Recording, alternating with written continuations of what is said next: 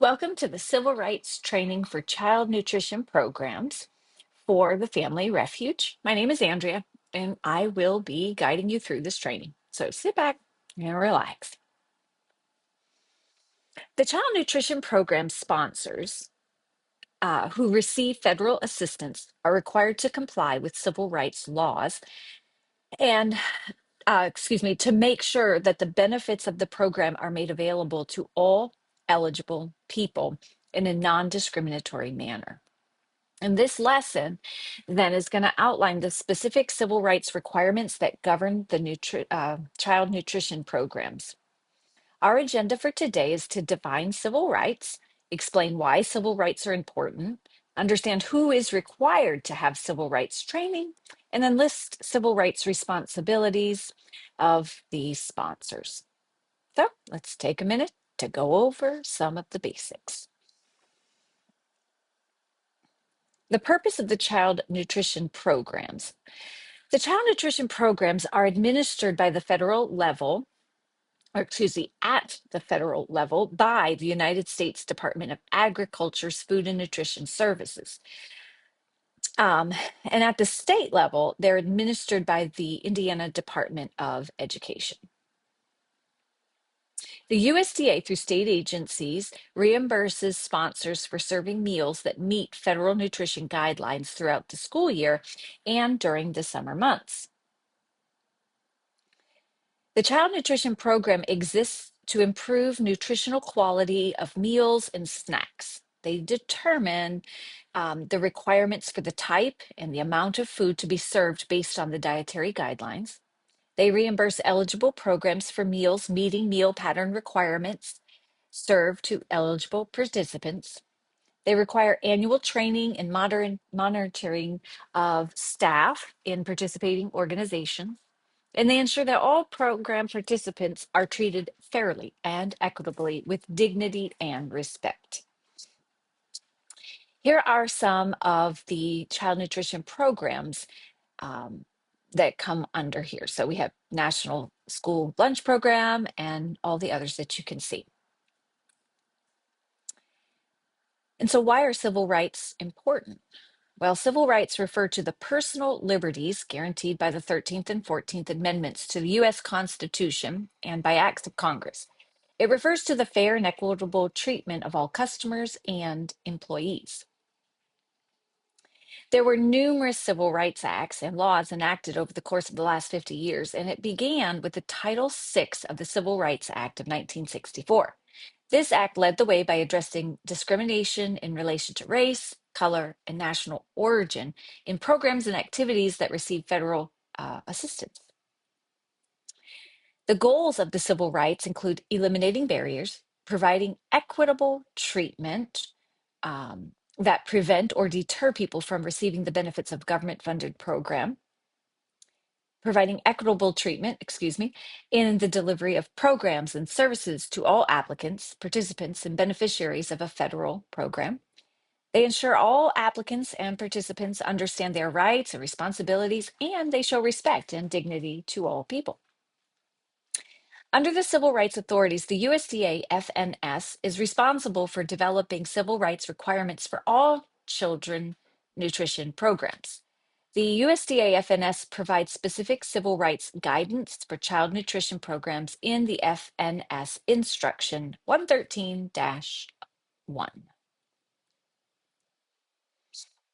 And so we can answer this question as a child nutrition program sponsor. What is one of your main responsibilities to ensure compliance with civil rights requirements? And if you answered, make sure all staff are properly trained on civil rights, you're right.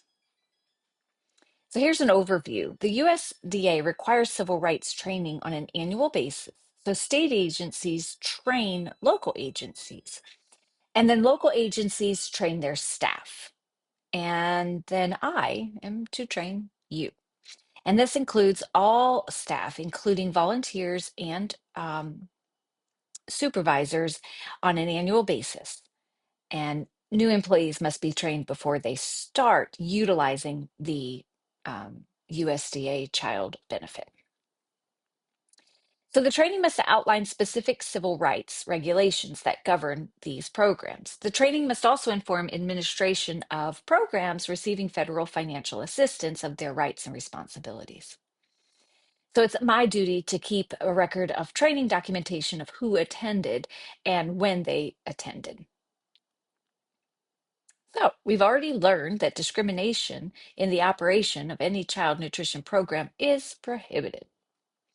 So what is discrimination? Well, discrimination is defined as a difference in treatment that makes a distinction of one person or group of persons from others, either intentionally or through neglect, or by actions or a lack of actions taken. So, discrimination in child nutrition programs may include failing to provide meal substitutions for participants with a disability or a medical need that restricts their diet. It might mean serving meals at a time or a place or a manner that is discriminatory. For example, segregating individuals with disabilities at mealtime, or refusing to provide language services when there's a language barrier. And so, how do you decide if an action is discriminatory? They suggest using the 4Ds to test, um, to help you determine if a procedure or practice constitutes a civil rights violation. So, you can ask yourself, was an individual or group denied benefits or services that others received?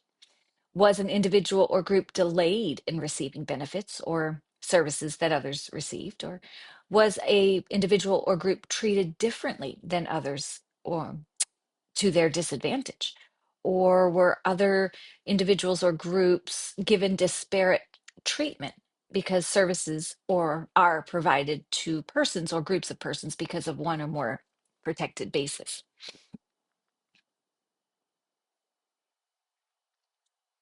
So making sure everyone has equal access to the program, no discrimination based on protected classes. As a sponsor, we're responsible for making sure everyone has equal access to the program and that there's no discrimination based on protected classes. According to the FNS Instruction 113-1, and as identified in the program regulations, there are 6 USDA protected classes. They are race, disability, color, age, national origin, and sex. We're going to talk about the first 3 here: race, color, and national origin. Race discrimination occurs when someone is treated unfairly due to their race. USD race categories include American Indian or Alaska Native, Asian, Black or African American, Native Hawaiian or Pacific Islander, and white. Color discrimination is the unfair treatment of a person based on the color of their skin. Unfair treatment is, excuse me, national origin discrimination occurs when there is unfair treatment because someone is from a particular country or part of the world, displays an ethnicity or an accent, or appears to be of a certain background. Now, let's talk about age as a protected class. Age discrimination happens when someone is treated negatively based on their age. Discrimination can also happen when someone is treated negatively based on their sex. Keep in mind that complaints alleging discrimination on the basis of gender identity or sexual orientation are processed and evaluated as complaints of discrimination on the basis of sex. The last federally protected class is disability. So, disability discrimination is the unfair treatment of an individual based on that person's real or perceived disability. All sponsors are required to accommodate individuals with disabilities, which include many diet-related conditions. There is an exception to this, in which the USDA does not require sites to make modifications that would result in fundamental alteration to the nature of the program, such as an expensive meal modification that would make continued operation of the program unfeasible. So we'll have to contact our local agency for assistance to address these issues. Well, we've discussed modifications to accommodate disabilities later in the lesson. Religion is not one of the 6 federally protected classes. However, Programs that receive federal financial assistance, including faith-based organizations known as FBOs, must provide equal access to all program participants. FBOs, or faith-based organizations, cannot discriminate based on religion and must provide the same benefits and services to all participants, regardless of religious beliefs. FBOs may not use USDA funding to influence or require participation in inherently religious activities. Faith, Faith-based organizations are encouraged to participate in the child nutrition programs, and any discrimination, either for or against, on the basis of a religion is prohibited. So let's talk about specific civil rights responsibilities. Now that we have a pretty good understanding of what constitutes discrimination and protected classes,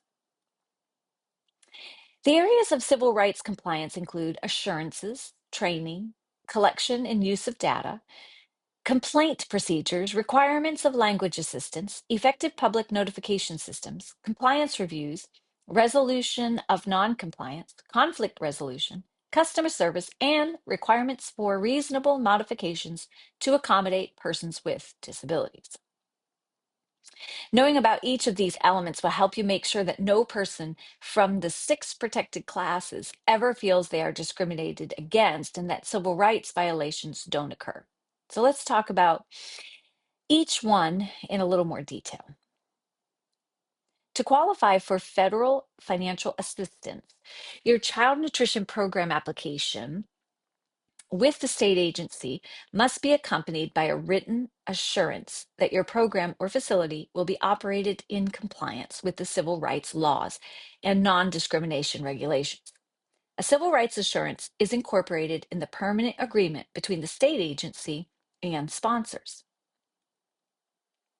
Child nutrition program sponsors must also include a civil rights assurance of non-discrimination in any contracts or agreements. For example, sponsors who contact with food service management companies, caterers, or vendors to provide food for program participants are responsible for ensuring their food providers comply with the civil rights requirements. These assurances are binding as long as they receive USDA funding. The FNS Instruction 113-1, Appendix B, and Forms FNS 74 both contain program-specific assurance language. Since assurance language varies by child nutrition program, it's a good idea to contact the state agency for more information on what is appropriate language. Site nutrition program sponsors are required to obtain data by ethnic and race category on potentially eligible populations in their program service areas, applicants, and participants. This data must be collected on the number of the actual beneficiaries and the estimated number of potentially eligible beneficiaries. The purpose is to determine how effectively FNS programs are reaching potential eligible persons and to identify where outreach may be needed. Child nutrition program sponsors are required to obtain data by ethnic and race category on potentially eligible populations in their program service area, applicants, and participants. This data must be collected on the number of actual beneficiaries and the estimated number of potentially eligible beneficiaries. The purpose is to determine how effectively FNS programs are reaching potential eligible persons and to identify where outreach may be needed. Visual observations and identification are not allowable methods of collecting race and ethnicity data from program participants. USDA regulations state that respect for individual dignity should guide the process and methods for collecting data on race and ethnicity.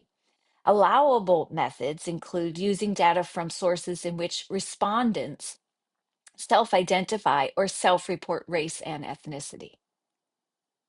Self-reporting can come via income eligibility applications completed for certain programs each year that have a section for the household to identify their race and ethnic data. However, this section is optional and is not required. If the race and ethnic data is not provided via the income eligibility applications, then census data, school enrollment, registration databases, or other documentation that identifies household race ethnic data may be used. Two-question format must be used when collecting this data. So basically asking about ethnicity and race. And it must be followed by ethnicity follows race. The categories for documenting race are American Indian or Alaska Native, Asian, Black or African American, Native Hawaiian or Pacific Islander, or white. Unlike ethnicity, individuals may identify in multiple race categories. A participant may select as many race categories as they identify with. So the data we collect must be compiled, retained, and kept in a secure and confidential place. So we have to publicly notify. Well, let's start with this. Public notification systems. Let's move on to public notification systems. According to the FNS instructions 113.1, all child nutrition programs must notify the public annually of their participation in the program. Notifications sent to applicants and participants must include information regarding program availability, program rights and responsibilities, and the procedure for filing a complaint and the policy of non-discrimination. Public notification is accomplished through displaying the flyer or the poster that's entitled "And Justice for All," a media release, usage of the USDA non-discrimination statement. We post this poster "And Justice for All" on our parent board for all to see. And this is where we got them from. And so we must post this in a place that's predominant so that parents will see it. And so we have it going down our hallway, going towards the pre-K classrooms.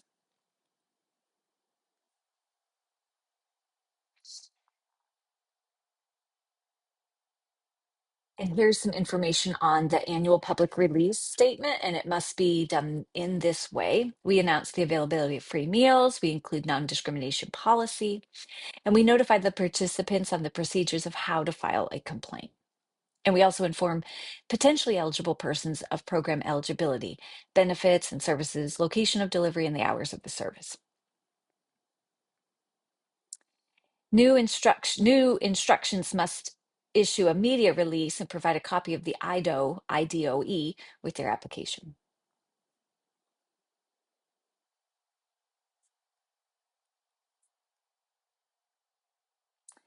Program availability information must also be made available to the public upon request. And our non-discrimination statement, all forms of communication available to the public regarding the child nutrition programs must contain the appropriate non-discrimination statement. The USDA has a long version as well as a short version of this statement.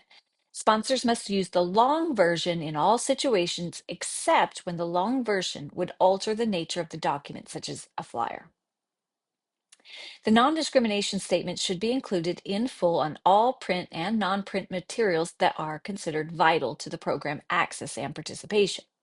Vital information, materials, and resources might include income eligibility forms, notices of free and reduced price eligibility or ineligibility, notices which impact benefits and accessibility, and our posters, informative materials or literature provided to the public, and websites. The non-discrimination statement serves two purposes. It states that the USDA prohibits discrimination in all of its programs and activities, and it provides information on how to file a civil rights complaint. To review the current USDA non-discrimination statement, you can visit the IDOE website, excuse me. The current full non-discrimination statement cannot be altered in any way.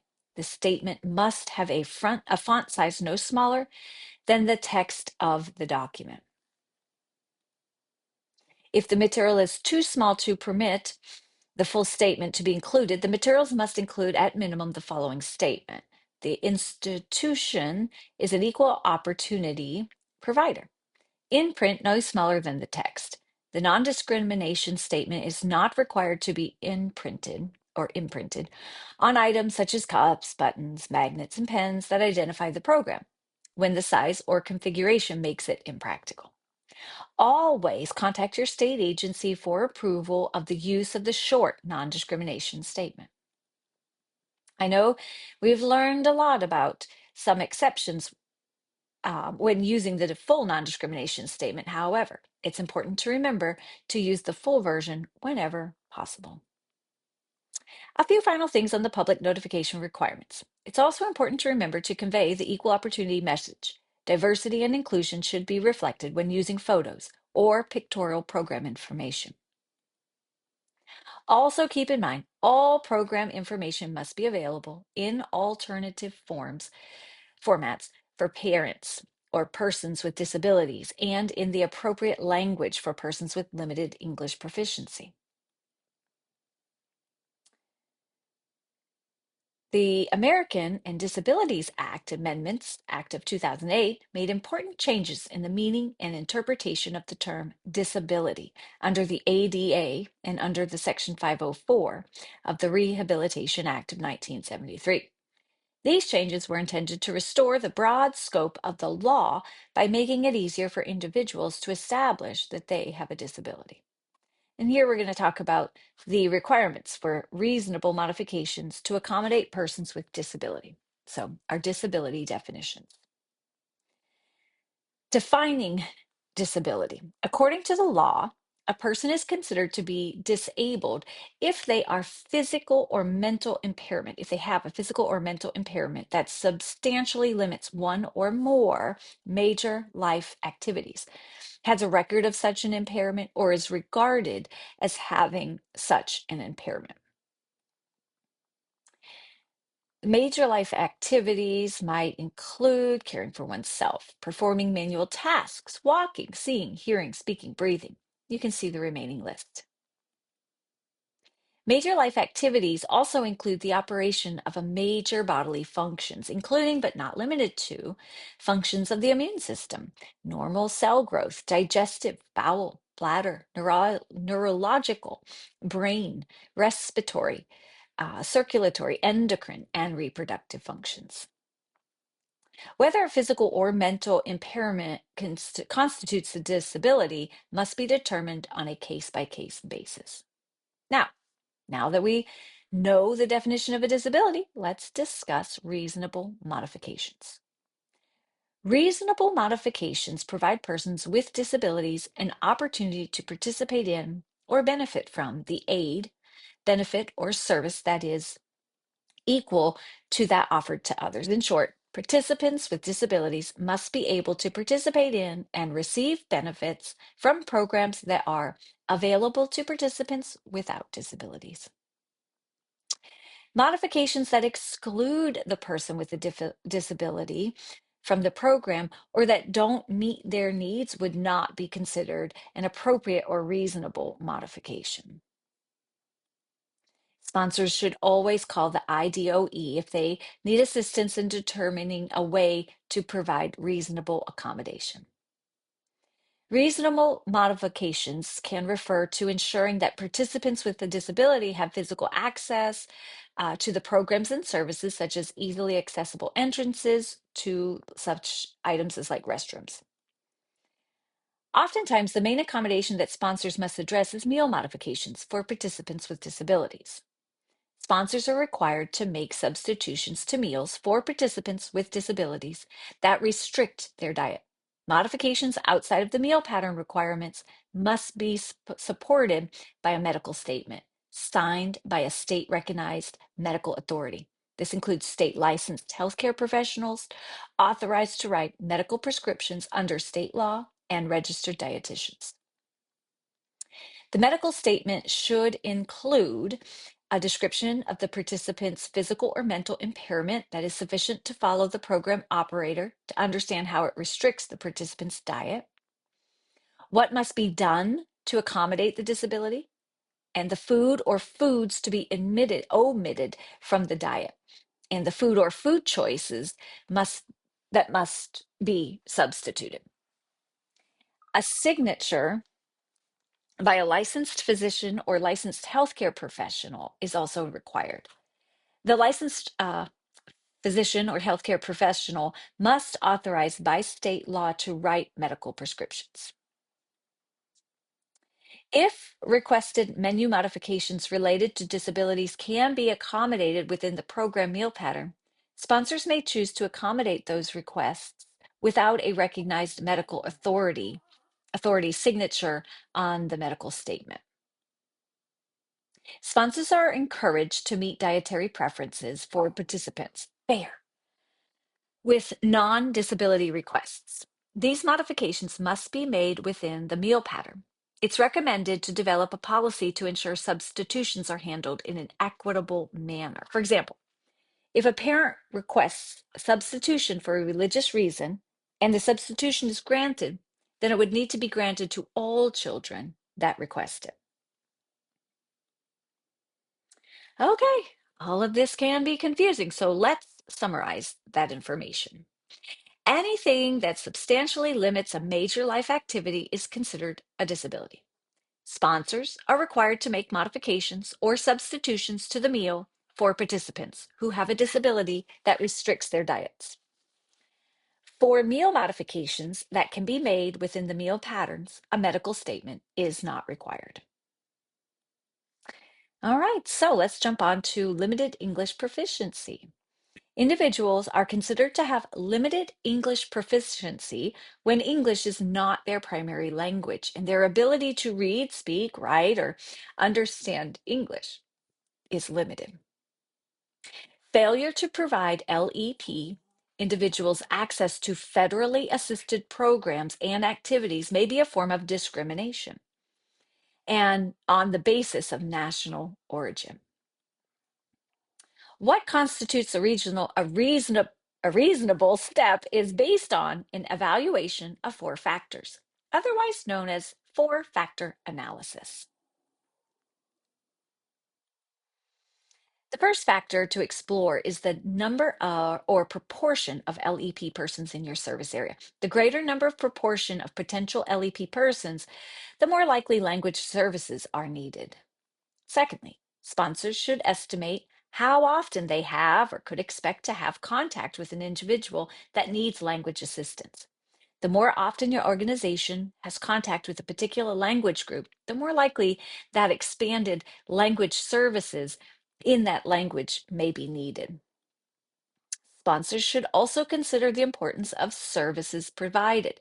The more important the activity, information, service, or program, the more likely it is that language services are needed. Lastly, the sponsor should determine what resources they have available and overall costs involved to provide services to LEP participants. Meaningful access is accomplished by providing reasonable, competent, qualified, accurate, and effective language services to individuals with LEP after considering the 4-factor analysis. Meaningful access can be provided in a number of ways. Some examples are sharing materials and services between sponsors, training bilingual staff to act as interpreters, telephonic and video conferences interpretation services, or using qualified translators and interpreters to translate documents, and also centralizing interpreter and translator services or the use of qualified community volunteers. Keep in mind that there is no one-size-fits-all solution for compliance with respect to LEP persons. The 4-factor analysis can sometimes indicate that a mix of LEP services are required. The correct mix should be based on what is both necessary and reasonable in light of the 4-factor analysis. For more information on LEP and the 4-factor analysis, you can check out the USDA's website. You might now be asking yourself, how do I know if I'm meeting the civil rights requirements? Several types of compliance reviews are conducted to ensure that civil rights requirements are met. Compliance reviews are completed to examine the activities of state agencies, sponsors, and facilities to determine civil rights compliance. The USDA Civil Rights Program staff review state agencies. USDA staff and state agencies review sponsors and facilities, and sponsors review their facilities. As a child nutrition sponsor, your civil rights compliance will be reviewed during your application to participate in a child nutrition program. This is known as a pre-award review. Your civil rights compliance will also be assessed during post-approval review, such as part of your routine administrative reviews or USDA management evaluations. Some things you might be asked during your reviews are, do printed materials contain the current non-discrimination statement? Is the Justice for All poster displayed appropriately? Are program informational materials available to all? Is data on race and ethnicity collected appropriately? How are applicants and participants advised of their rights to file a civil rights complaint or discrimination? Are reasonable modifications appropriately made for people with disabilities? Remember, if you're a sponsor of multiple facilities, which we're not, you will assess civil rights compliance during your local level monitoring reviews.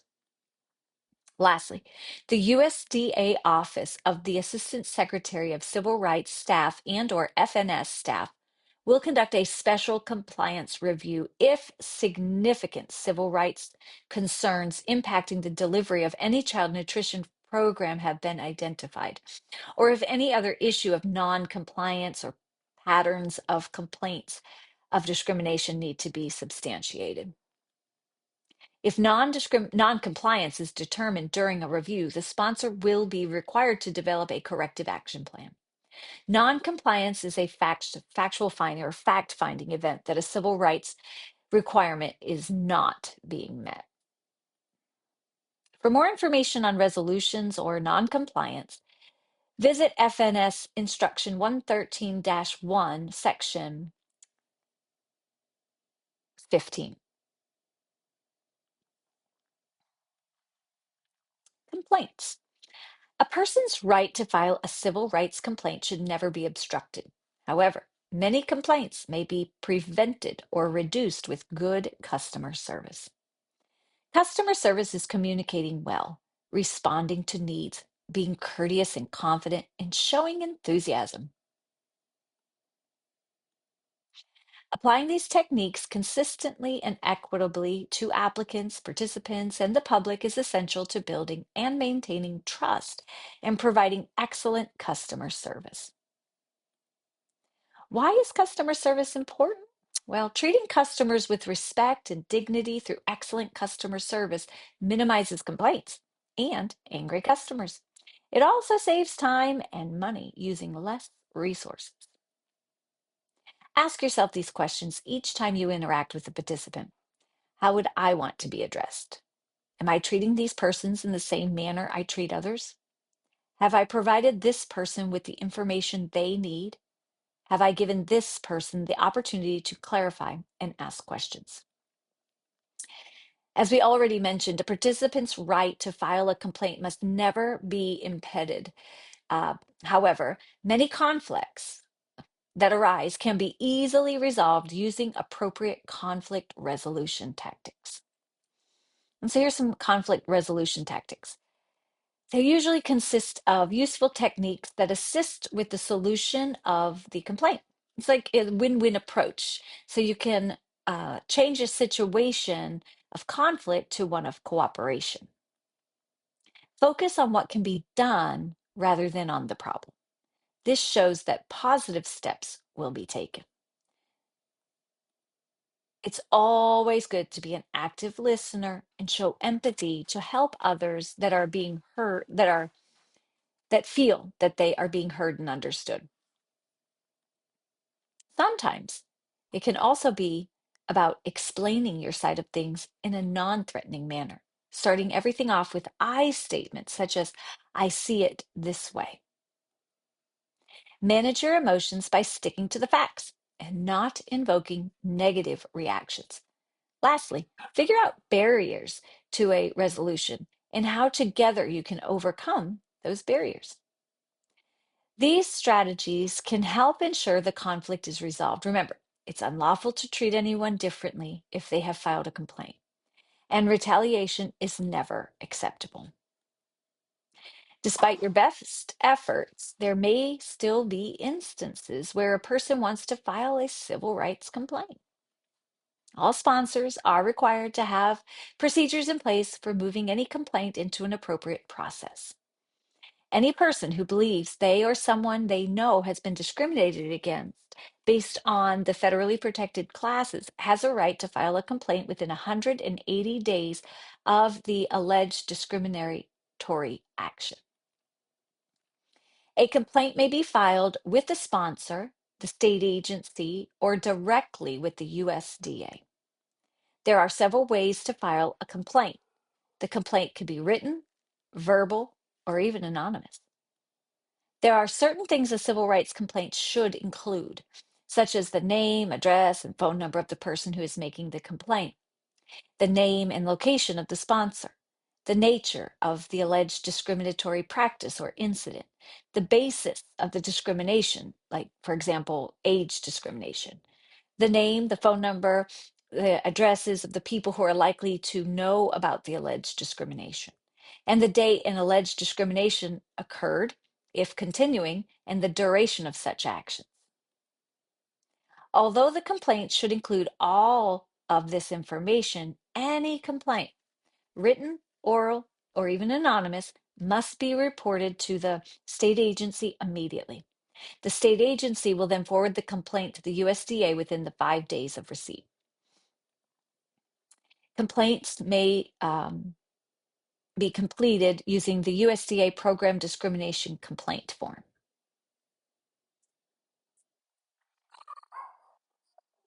All complaints must be documented in a civil rights log. The log should be kept in a central location and maintained for 3+ years. Excuse my dog barking, up to the current year. We should note that the person who is reporting a civil rights complaint might not use the language civil rights or protected classes when describing their complaint. So it's important to listen to what they are saying to determine if their civil rights have been affected. Remember, civil rights may be affected if the complaint says they have been denied programming benefits unfairly, treated differently, or given disparate treatment. We've covered a lot of information, so let's review some of the main points. Choose the correct word to complete these sentences. So here, programs that receive federal funds are or are not required to complete the civil rights training. Sorry. The answer is are required. Stereotyping or discrimination refers to treatment that makes a distinction of a person or group of persons from others, either intentionally or through neglect, or by the actions or the lack of actions taken by a program. If you answered discrimination, you are correct. Child nutrition program sponsors have specific recommendations or responsibilities to ensure civil rights compliance. If you answered responsibilities, you are correct. We must do these things as a sponsor. You must provide the program in a non-discriminatory manner. This includes providing language assistance and menu modifications when needed. We must maintain confidentiality of all data and records in our possession. We must complete annual civil rights training. We must develop and implement a civil rights complaint procedure, and we must prominently display the "And Justice for All" poster. We must include the non-discrimination statement on all vital documents. We must collect race and ethnicity data on an annual basis.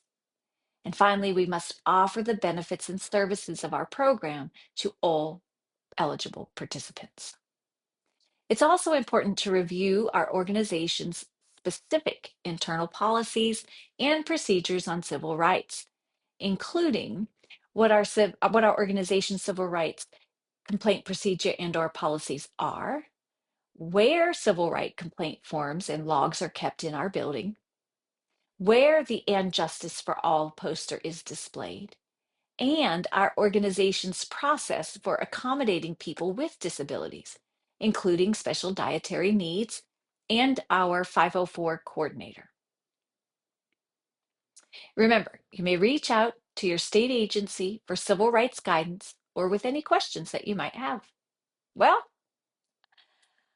we all play an important role in ensuring that everyone's civil rights are protected. Treating everyone equally with dignity and respect will help prevent discrimination in the child nutrition programs. Well, you did it. You reached the end of the civil rights training, you guys. And so, in order for me to know that you listened to this program, tell me who barked while I was giving this lecture. And if you need his name is Bear. Thanks for listening, you guys. Have a blessed day.